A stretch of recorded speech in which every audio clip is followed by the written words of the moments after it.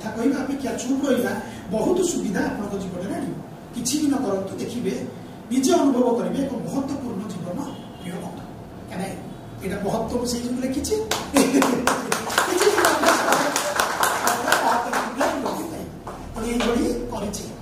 धन्यवाद आप आसिले आप ही मो शक्ति कहीं ना मुझे नुह समस्त कहती जे सर आप गोटे बढ़िया काम कर बहुत लोग मत जो बहुत प्रकार प्रशंसा करती मुझे एकदम स्वार्थपर भाव में कमटी कर कहीं ना आम जब भूल करिया मैडम के भल रही मो इलेक्ट्री काउनसिलिंग आसती मैं पचार तुम बिजनेस कौन ना सर इलेक्ट्री कहीं डुप्लिकेट बिकुच केमी जानली सी जो दुख अच्छे जड़े आते गाड़ी पार दुकान स्वामी स्त्री पड़ूनी परिवार पूरा ध्वंस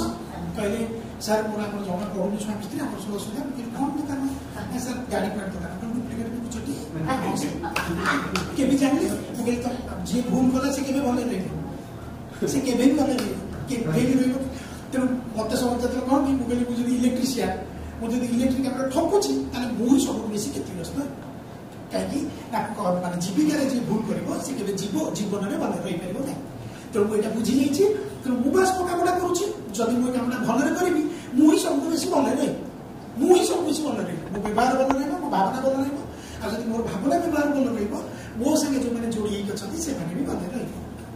नुह बेस किसी कही